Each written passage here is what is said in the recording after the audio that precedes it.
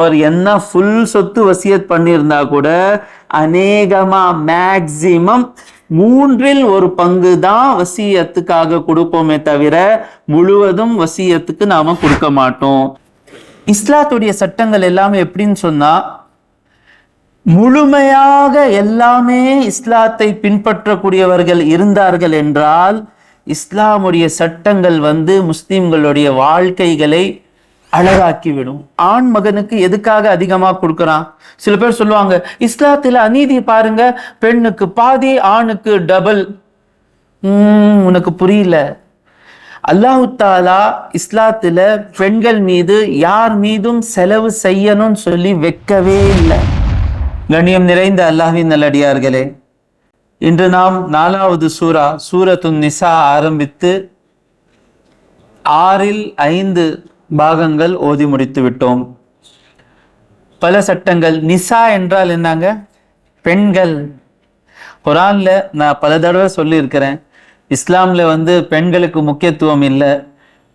114 சூறாக்களில் ஒரு சூறாவுடைய பேரும் ஆண்களுடைய சூறான்னு சொல்லி இல்லை, ஆனா பெண்களுடைய பேர், பெண்கள் அந்த சூறா. பல சட்டங்கள். இன்ஷா அல்லாஹ் அடுத்த வருஷம் எந்த அளவுக்கு பெண்களுக்கு உரிமைகள் அல்லாஹ் தஆலா கொடுத்து இருக்கிறான் அந்த சூறால நம்ம பார்ப்போம். இன்னைக்கு நான் சொத்து எப்படி பிரிச்சு கொடுக்கணும்னு சொல்லி ஒரு வசனம் வந்துச்சு, யூசிகுமுல்லாஹு ஃபீ அவுலாதிக்கும். எல்லா சட்டங்கள் என்னால் சொல்ல முடியாது, ஆனா பெரும்பாலானவர்கள் தவறு செய்கின்ற சட்டங்களை பற்றி நான் பேசுவேன். இப்போ இந்த சட்டங்கள் பேசுற நேரத்துல ஒவ்வொரு உறவு நான் சொல்ற நேரத்துல அந்த உறவு யாருடைய உறவுன்னு சொன்னா, யாருடைய சொத்து நாம பிரிச்சு தர்றோமோ அவருடைய உறவு. இப்ப நான் மனைவின்னு சொன்னா யாருடைய மனைவி? இறந்து போனார் இல்ல, அவருடைய மனைவி. இப்ப நான் மகன் சொன்னா யாருடைய மகன் சொல்லி நினைக்கணும்? யார் இறந்து போனாரோ அவருடைய மகன் தான். கன்ஃபியூஷன் பண்ணக்கூடாதுங்க. வேணாவா, டாபிக்கை விட்டுடலாமா? இங்க இருக்கிறவங்க இன்ஷா அல்லாஹ் நான் எப்போ வேணாலும் கேட்டுக்கலாம்.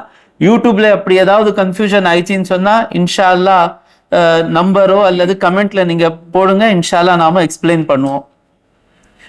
அல்லாஹ் தஆலா ஒருத்தர் இறந்துட்டார்னா முதல் வேலை என்ன செய்யணும்னு சொன்னா, அவருடைய சொத்திலிருந்து அவருடைய கஃனுக்கும் அடக்கம் செய்வதற்காக செலவு எடுக்கணும். அதுல இருந்து தான் எடுக்கணும்னு சொல்லி இல்ல, புரியுதா? அவர் இறந்து போனாரு, பிள்ளைங்கள்லாம் சுயநலவாதிங்க இருக்காங்க, அப்போ அந்த நேரத்துல அவருடைய சொத்துல இருந்து எடுக்கணுமே தவிர முதல் எடுக்கணும்னு சொல்லி கட்டாயம் இல்ல. அப்பாக்காக அதுவும் செய்ய மாட்டோமா? ஜனாசாக்காக செலவு பண்ண மாட்டோமா? அந்த அளவுக்கு நமக்கு கீழ் போயிட்டோமா? 2வது, அவர் ஏதாவது கடன் வச்சு இருந்தார்னா அவருடைய சொத்திலிருந்து அந்த கடனை கொடுத்துடணும். அவர் 5 லட்சம் ரூபாய் வச்சிருக்கிறாரு, 5 லட்சம் ரூபாய் கடன் இருந்துச்சுன்னா 5 லட்சமே எடுத்து கடன் முடிச்சிடணும். 20 லட்சம் வச்சுட்டு போயிருக்காரு, பிள்ளைங்க இருக்காங்க, மனைவி இருக்காங்க, எல்லாமே இருக்காங்க, 20 லட்சம் கடனும் வச்சிருக்கிறார் சொன்னா 20 லட்சம் முழுவதும் கடனுக்காக கொடுத்துடணும். கடன் இருந்து கொடுத்ததற்கு பிறகு மீதி இருந்தால், அவர் ஏதாவது வசியத் செய்திருந்தால், நான் இறந்ததுக்கு பிறகு என்னுடைய சொத்து ஃபுல்லா அக்பரி மஸ்ஜித்க்கு எழுதி கொடுத்துருங்க அப்படி ஒருத்தர் இருக்காரா? யாராவது பெயிண்ட் அடிக்கிறதுக்காக, ஏசிக்காக ஒருத்தர் அப்படி சொல்லிட்டார். அவர்கிட்ட இருக்கிறதே 6 லட்சம் ரூபாய். துராபாய் போனாரு, வசியத்திற்கு கொடுத்துருங்க. 6 லட்சம் கொடுக்க மாட்டோம். அவர் என்ன ஃபுல் சொத்து வசியத் பண்ணியிருந்தா கூட அநேகமா மேக்சிமம் 1/3 தான் வசியத்துக்காக கொடுப்போமே தவிர முழுவதும் வசியத்துக்கு நாம கொடுக்க மாட்டோம். அப்போ முதல்ல இறங்கின உடனே அவர் சொத்து, அவர் பொருள்கள்ல இருந்து ஜனாசாக்காக எடுக்கணும், அவசியம் இல்லை, எடுக்கணும்னு சொல்லி கட்டாயம் இல்லை. 2வது, அவர் ஏதாவது கடன் வச்சிருந்தா கடன் பூர்த்தி செய்யணும். 3வது, ஏதாவது வசியத் பண்ணியிருந்தா மேக்சிமம் 1/3 தான் நம்ம வசியத் கொடுப்போமே தவிர அதுல அதிகமா கொடுக்க மாட்டோம். குறைஞ்சி வசியத் பண்ணி இருந்தாருன்னா எந்த அளவுக்கு பண்ணிருக்காரோ அவ்வளவு கொடுத்துருவோம். 6 லட்சம் ரூபாய் இருக்குங்க, அவர் சொன்னாரு 50,000 ரூபாய் பள்ளிவாசல் கொடுத்துருங்கன்னா 50,000 ரூபாய் தான் கொடுப்போம், 2 லட்சம் கொடுக்க மாட்டோம். அவர் சொன்னாரு 6 லட்சம் விட்டுட்டு போயிருக்காரு, என்னுடைய பாதி சொத்து வசியத் பண்ணிட்டேன்னு சொன்னா அந்த நேரத்துல 1/3 நாம கொடுப்போம். இது வரைக்கும் புரிஞ்சுச்சா? சரி. இதுக்கு பிறகு அல்லாஹ் தஆலா கூறுகின்றான், பிஸ்மில்லாஹிர் ரஹ்மானிர் ரஹீம், யூசிகுமுல்லாஹு ஃபீ அவுலாதிக்கும் லிஸ்ஸகரி மிஸ்லு ஹவ்தில் உன்ஸயைன். அல்லாஹ் தாலா உங்களுடைய பிள்ளைகளுடைய விஷயத்தில் கட்டளையிடுகின்றான், ஆண் மகனுக்கு 2 பங்குகள், பெண்ணுக்கு 1 பங்கு. ஒரு முக்கியமான சட்டம், கவனமா கேளுங்க. இஸ்லாத்துடைய சட்டங்கள் எல்லாமே எப்படின்னு சொன்னா, முழுமையாக எல்லாமே இஸ்லாத்தை பின்பற்றக்கூடியவர்கள் இருந்தார்கள் என்றால் இஸ்லாமுடைய சட்டங்கள் முஸ்லிம்களுடைய வாழ்க்கைகளை அழகாக்கிவிடும், பிரச்சனையே இருக்காது, நாலாபுறத்துல சந்தோஷங்கள் தான் இருக்கும். ஆனா இப்போ சுயநலம் கொடி கட்டு பறக்குது. அந்த அளவுக்கு சுயநலவாதிங்க இருக்காங்க. இந்த வசியத் அல்லாஹ்வுடைய இந்த கட்டளைகள் இருக்குல்ல, இது எப்போன்னு சொன்னா அவர் இறந்ததற்கு பிறகு சொத்து வச்சுட்டு இறந்துட்டாரு, அப்போதான் இந்த சட்டங்கள் எல்லாம் வருமே தவிர அவர் தன்னுடைய வாழ்நாள்ல பிரிச்சு கொடுக்கணும்னு சொல்லி நினைத்தால் அவருடைய இஷ்டப்படி அவர் கொடுக்கலாம். புரியுதா? ஏன்னா இப்போ என்ன ஆகுது, 2 புறத்திலையும் தப்பு செய்யறாங்க. சீசா ஒண்ணு என்ன செய்யறாங்கன்னா, இறந்த உடனே மனைவினா யாருடைய மனைவி? மனைவி என்ன சொல்றாங்க, ஃபுல் சொத்து என்னுடையது, நான் யாருக்கு எவ்வளவு தருவேனோ அதான் எடுத்துக்கணும். தவறு. இது ஒரு எக்ஸ்ட்ரீம். எக்ஸ்ட்ரீம்க்கு தமிழ்ல என்னங்க சொல்லுவாங்க? கொஞ்சம் சத்தமா சொன்னா. இல்ல, எக்ஸ்ட்ரீம், வரம்பு மீறி எடுக்கிறது, எல்லாமே மனைவியோடையது, ஹராம். पूरा तू रख ले मां, तू किसे जितना देती उतना दे. नहीं नहीं नहीं, இல்ல. இறந்த உடனே மகனுக்கு எவ்வளோ மகளுக்கு எவ்வளோன்னு சொல்லி அல்லாஹ்வுடைய கட்டளைகள் வந்துடும். அவர் வாழ்நாள்ல கொடுக்காம சொத்து வச்சுட்டு போயிட்டார் சொன்னா முழு சொத்து மனைவியோடையது இல்ல. ஒரு எக்ஸ்ட்ரீம். 2வது எக்ஸ்ட்ரீம் என்னன்னு சொன்னா, அம்மாவை சொத்து எல்லாம் எடுத்துக்கிட்டு அல்லாஹ் தாலா மகனுக்கு அதிகமா தர்றான் இல்ல, எதுக்காகன்னு சொன்னா, நீ கொஞ்சம் எக்ஸ்ட்ரா கேட்கலாமா, 2 டீ அரேஞ்ச் பண்ணலாம் இன்ஷால்லா. உங்க ஹசரத் இன்ஷால்லா. பாதாம் கீர் இன்ஷால்லா, ஃபாலூதா. கவனமா கேளுங்க. நான் சொன்னேன்ல, எல்லாமே முழுமையாக அல்லாஹ்வுடைய சட்டத்தை ஏற்றுக்கொண்டால் பிரச்சனை என்று இருக்காது. அல்லாஹ் தாலா ஆண் மகனுக்கு எதுக்காக அதிகமா கொடுக்கறான்? சில பேர் சொல்லுவாங்க, இஸ்லாத்துல அநீதி பாருங்க, பெண்ணுக்கு பாதி ஆணுக்கு டபுள். உனக்கு புரியல. அல்லாஹ் தாலா இஸ்லாத்துல பெண்கள் மீது யார் மீதும் செலவு செய்யணும்னு சொல்லி வைக்கவே இல்லை. ஒரு பெண் பிறந்த உடனே அவன் மீது செலவு செய்யறது தந்தை மீது கடமை. எந்த அளவுக்குன்னு சொன்னா, அந்த பெண்ணுடைய திருமணம் முடிகின்ற வரை அவள் மீது செலவு செய்யறது தந்தையின் மீது கடமை. தந்தை செலவு செய்யலை என்றால் குற்றவாளி ஆவார். அவர் உபகாரம் செய்யல, அவருடைய கடமை செய்யறார். திருமணம் முடிந்த உடனே கணவனுடைய கடமை. கபூல் என்று சொன்னதுக்கு பிறகு அந்த உணவு, ட்ரெஸ் வாங்கி கொடுக்கிறது, வீடு கொடுக்கிறது, ப்ரொடெக்ஷன் கொடுக்கிறது எல்லாமே அவனுடைய கடமை. கொடுக்கலன்னு சொன்னா கணவன் குற்றவாளி ஆவான். உபகாரம் செய்யல, கடமை செய்யறான். ஒரு கால் கணவன் இறந்து விட்டால் மகனுடைய கடமை. சரி, மகனும் இல்ல கணவனும் இல்லைன்னு சொன்னா சகோதரருடைய கடமை. மகனும் இல்ல கணவனும் இல்ல அப்பாவும் இல்ல சகோதரர் இல்லைன்னு சொன்னா சகோதரருடைய மகனின் கடமை. எல்லாமே இப்படி இருக்கிறோமா? சகோதரருடைய மகன் எங்க பார்க்க போறான்? சொந்த மகனே இன்னைக்கு மிருகமா மாறி இருக்கான். அம்மா கிட்ட போய் சொத்துக்காக அல்லாஹு அக்பர் அல்லாஹு அக்பர். யாருடைய கால் கீழ் சொர்க்கம் இருக்கிறதோ. சரி, இப்போ இந்த காலத்துல ஹசரத் அதுக்காக தான் ஹசரத் எல்லாமே சுயநலவாதியாக மாறிட்டாங்க. அதுக்காக தான் அந்த பெண்ணு எல்லா சொத்தும் தன் கிட்ட வச்சுக்குதுன்னு சொல்லி ஹராமான வேலை செய்யக்கூடாது. அப்போ கணவன் பார்க்கணும், என்னுடைய பிள்ளைகளை நான் எப்படி வளர்த்தி இருக்கேன். தராவிக்கு பிறகு பயான்ல உட்கார வச்சு இந்த விஷயங்கள் எல்லாம் அவங்க காதுல போயிச்சா இல்லையான்னு பார்க்கணும்.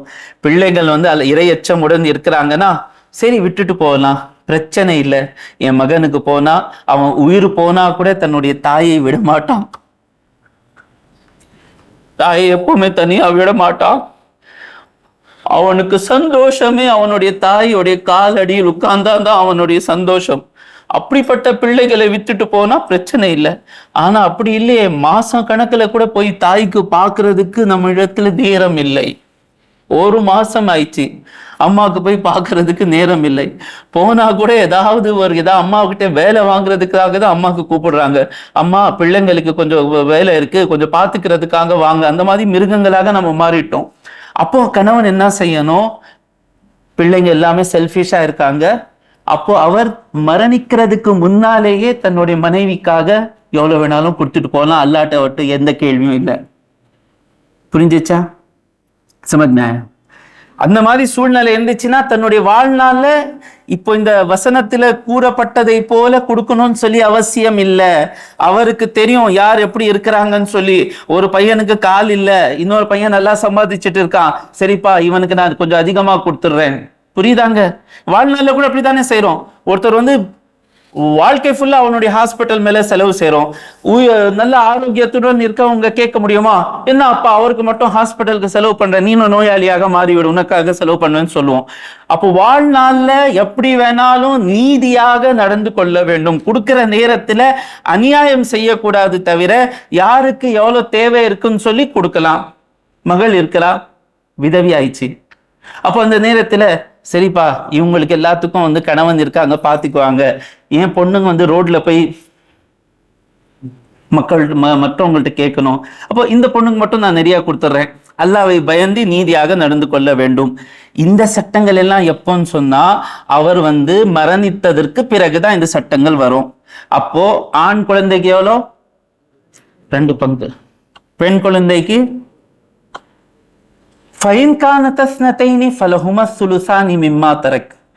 ஆண் மகன் இல்ல, பெண்கள் தான் இருக்கிறாங்க, மகள்கள் தான் இருக்கிறாங்கன்னு சொன்னா 2 பேர் அல்லது 2 பேருக்கு மேல் இருந்தால் முழு சொத்திலிருந்து 3/2 பங்கு மகள்களுக்கு வந்துரும். இல்ல ஒரு மகள் தான் இருக்குன்னு சொன்னா ஃபைன்கானத் வாஹிதத்தன் ஃபலிஹன் நிஸ்ஃபு, அவளுக்கு எவ்வளவு கிடைக்கும்? பாதி சொத்து. மேக்சிமம் ஒரு மகளுக்கு எவ்வளவு கிடைக்கும்? பாதி சொத்து. ஒலி அபவைஹி லிகுல்லி வாஹிதின் மின்ஹுமா சுதுஸ். பிள்ளைகள் இருந்தால் தாய் தந்தைக்கு 1/6 பங்கு. யாருடைய பிள்ளை இருந்தா? இறந்து போனவருடைய பிள்ளைகள் இருந்தா தாய்க்கு 1/6 பங்கு, தந்தைக்கு 1/6 பங்கு. இப்ப தந்தை தாய் 1/6 வாங்கிட்டாங்க, தந்தை 1/6 பங்கு வாங்கிட்டாங்க. ஒரு மகள் தான் இருந்தது, அந்த மகள் பாதி வாங்கிச்சு.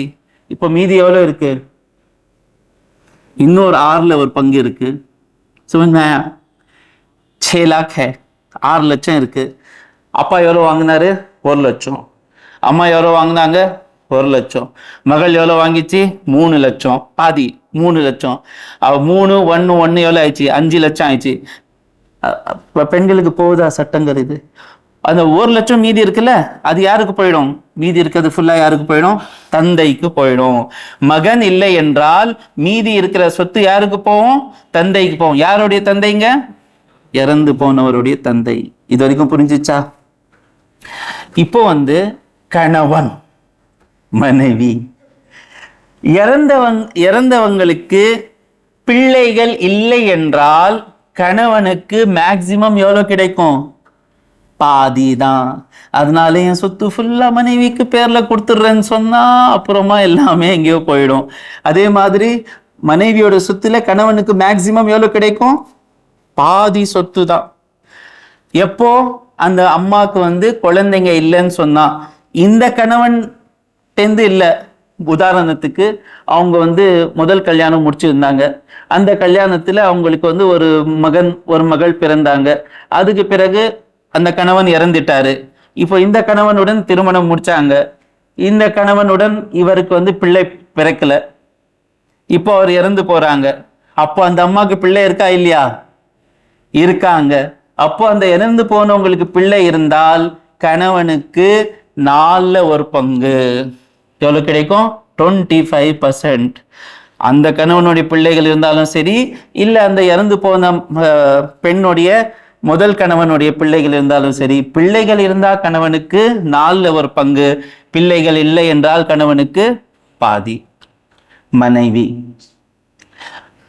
வலஹுன்ன ருபு மிம்மா தரக்தும், நீங்கள் விட்டதிலிருந்து அவங்களுக்கு 4/1 கிடைக்கும். இல்லம் யகுல் லகும் வலத், உங்களுக்கு பிள்ளை இல்லை என்றால், இறந்து போனாரு அவருக்கு பிள்ளையே இல்லை, அப்போ மனைவிக்கு எவ்வளவு கிடைக்கும்? 4/1 கிடைக்கும். இறந்தவருக்கு பிள்ளைகள் இருந்தால் மனைவிக்கு எவ்வளவு கிடைக்கும்? 8/1 கிடைக்கும். 12.5%.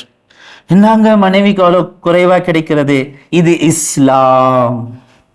மா கே கத்மோ மே ஜன்னத் ஹை. நான் ஒரு விஷயத்த சொல்லுவேங்க எப்பவுமே, யார் கேட்டாலும் கணக்கு போட்டு கொடுங்க. யாரு கேட்டாலும், மனைவி கேட்குறாங்க, 5000 ரூபாய் சேலையா, தெரியல உங்க பட்ஜெட் எல்லாம் 50,000 ரூபாய் கூட உட்காந்துருப்பீங்க. சரி 4000 ரூபாயில வாங்கலாமே. மகள் கேட்கிறாளா, அப்பா பாப்பா ஹோனா வேணுமா பாப்பா, 5000 ரூபாய், 5500 வாங்கி தர்றேன். எனக்கு தெரிஞ்ச வரைக்கும் நமக்கு எல்லாத்துல பிரியமான மகள் டாக்டர் கேட்டாலே என்ன வேணாலும் கொடுக்கறதுக்கு நம்ம மனசு வரும். இஸ்லாமிய ஆண்கள் யார் கேட்டாலும் கணக்கு போட்டு கொடுங்க. தாய் தந்தை கேட்டால், குறிப்பாக தாய் கேட்டா, உயிர் கேட்டா கூட கொடுத்துருங்க. நான் பார்த்திருக்கேங்க, அம்மா அப்பா மீது செலவு செய்தால் நாம 1 ரூபாய் கொடுத்தா அல்லாஹ் தாலா 10 ரூபாய் உடனடியாக தர்றான். என்னுடைய பர்சனல் எக்ஸ்பீரியன்ஸ். அப்போ அம்மாக்கு 1/8 கிடைக்கிறது என்றால் அம்மாவுடைய பொறுப்பு எல்லாமே மகனுடைய கையில வந்துச்சே. நான் எங்க அம்மா இருக்கிறாங்கன்னு சொன்னா, அவங்களுக்கு பசி வந்துச்சுன்னு சொன்னா நான் சாப்பிட மாட்டேன், எங்க அம்மாவுக்கு போய் தான் உணவு கொடுப்பேன். இதான் இஸ்லாமிய முஸ்லிம். வெறும் நான் பள்ளிவாசல் 5 வேளை தொழுறேன், துஹா தொழுறேன், இஷ்ராக் தொழுறேன், மிஸ்வாக் இது பண்றேன், அது பண்றேன், இது பண்றேன், தாய்க்கு திரும்பி கூட பாக்குறது இல்லை, கணக்கு போட்டு கொடுக்குறேன்னு சொன்னா, என் கண்கள்ல ரசூலுல்லாவுடைய கண் பார்வையில அவன் நல்லவன் இல்லைங்க. அவன் நல்லவன் இல்லை. இது வரைக்கும் புரிஞ்சிச்சா? இப்போ சகோதரிகள் இவங்க எப்போ உள்ள வருவாங்க? இறந்தவருக்கு மகன் இருந்தாலேயே எந்த ஒரு சகோதரிக்கு எதுவுமே கிடைக்காது. அதே போல இறந்தவருடைய தந்தை உயிரோட இருந்தா எந்த ஒரு சகோதரருக்கும் எந்த ஒரு சகோதரிக்கும் எதுவுமே கிடைக்காது. தந்தையும் இல்லை இறந்தவருக்கு, மகனும் இல்லை இறந்தவருக்கு. சகோதரிகள் இருந்தால் எல்லாத்துக்கும் கொடுத்ததுக்கு பிறகு மீதி இருக்கிற சொத்துல சகோதரிகள் வாங்குவாங்க. பிரிச்சு எப்படி வாங்குவாங்க சொன்னா, சகோதரருக்கு 2 பங்கு, சகோதரிக்கு 1 பங்கு. சகோதரி இல்ல, வெறும் சகோதரர் இருக்கிறார் சொன்னா மீதி இருக்கிறது எல்லாமே யார் எடுத்துக்குவாரு? சகோதரர் எடுத்துக்குவாரு. வெறும் சகோதரி இருக்கிறாங்க, அப்போ சகோதரிக்கு நம்ம நாளைக்கு படிக்க போறோம். சகோதரிக்கு பாதி மீதி என்ன சொன்ன இப்பனா, இறந்தவருக்கு குழந்தை இல்லை, இறந்தவருக்கு குழந்தையும் இல்லை, தந்தையும் இல்லை. அப்போ மீதி இருக்கிற சொத்துல சகோதரிகள் பிரிச்சு வாங்கிக்குவாங்க. சகோதரம் இல்லைன்னு சொன்னா சகோதரிக்கு பாதி மீதி இருக்கிற சொத்துல. இது ஒரு வாட்டி கேட்டு வச்சுக்கோங்க காதுல, அவ்வளவுதான். இது இல்லை நான் ஒரு ஃபுல் மீராசு 1 வருஷம் நடத்துற மதரசால இங்க நம்ம அக்பரி மஸ்ஜித்ல 25 நிமிஷத்துல நடத்த முடியாது. இப்படிலாம் இருக்குன்னு சொல்லி காதுல பட்டு இருந்துச்சுன்னா, ஏதாவது நடந்துச்சுன்னா ஃபோன் பண்ணி கேட்பீங்க, ஹசரத் இது என்ன சட்டம்னு சொல்லி, புரியுதா? அது மாதிரி பல சட்டங்கள் இருக்கு. வேற ஏதாவது கேள்வி இருந்தா மட்டும் கேட்டா யூஸ்ஃபுல்லா இருக்கும். நான் எது விடணும் எது சொல்லணும்னு சொல்லி எனக்கு செலக்ட் பண்ண முடியல. ஏதாவது கேள்வி இருக்கா? அல்ஹம்துலில்லாஹ், எல்லாமே புரிஞ்சிச்சு. அல்ஹம்துலில்லாஹ். அப்போ நாம வாழ்நாள்ல நம்ம பிள்ளைகளுக்கெல்லாம் நல்லாக வளர்க்க. ஒரு நிமிஷம் ஒரு விஷயத்தை ஞாபகம் வச்சுக்கோங்க. ஒவ்வொரு மனிதனும் சுயநலவாதியாக மாறுகின்றான். சுயநலம் வந்தவுடனே அல்லாஹு அக்பர், பொறாமை வருது. ரொம்ப மோசமான நோய் அது, பொறாமை. எல்லாமே கெட்டு போனாதான் நிம்மதி இருக்கும். சில பேருக்கு எல்லாமே ஃபெயில் ஆயிடணும், எல்லாத்துக்கும் சுகர் வந்துடணும், அப்போதான் இந்த பொறாமை, பெருமை, இந்த நோய்ங்க எல்லாம் வரும். அப்போ இதுனா நாம செல்ஃப் சென்ட்ரிக் சொல்லுவாங்க, தமிழ்ல என்ன சொல்லுவாங்க? செல்ஃப் சென்ட்ரிக், சுயநலம். சுயநலம் சிந்தனை, சுயநலம் சிந்தனை இருந்தாதான் இந்த பிரச்சனை. அப்போ எப்படிங்க சேஞ்ச் பண்ணோம்? பியூட்டிஃபுல்லா ஒரு வார்த்தை வருது, ரெஸ்பான்சிபிலிட்டி சென்ட்ரிக்கா மாறிடுங்க. ரெஸ்பான்சிபிலிட்டி சென்ட்ரிக் சொன்னா, நான் வாழ்றது எனக்காகன்னு சொல்லி இருக்கக்கூடாது, நான் வாழ்றது என்னுடைய பொறுப்புகளுக்காக நான் வாழுகின்றேன்.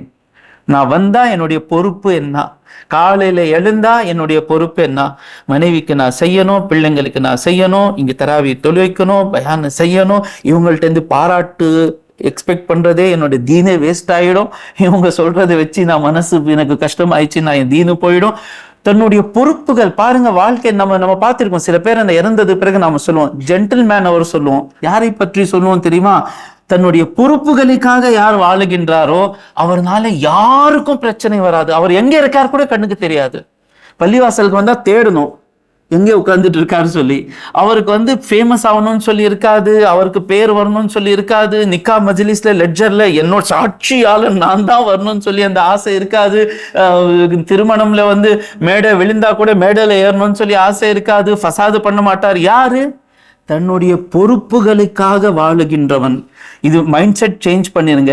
இனிமே நான் நீ மரியாதை, யார் மரியாதை கொடுத்தாலும் சரி, மரியாதை கொடுக்கா விட்டாலும் சரி, எனக்கு பிரச்சனை இல்லை, என்னுடைய பொறுப்புகளுக்காக நான் வாழ்ந்தேன்னு சொன்னா இன்ஷா அல்லாஹ், இன்ஷா அல்லாஹ் ரூஹ் பிரிகின்ற நேரத்தில் லேசாக மலக்குல் மௌத் இந்த உலகத்தை விட்டு நாம் செல்வோம். எது நாம் கேட்டோமோ அதன் மீது அமல் செய்வதற்கு வல்ல ரஹ்மான் தௌஃபீக் கொடுப்பானாக. வாஹிரு தாவானா அனில் ஹம்துலில்லாஹி ரப்பில் ஆலமீன்.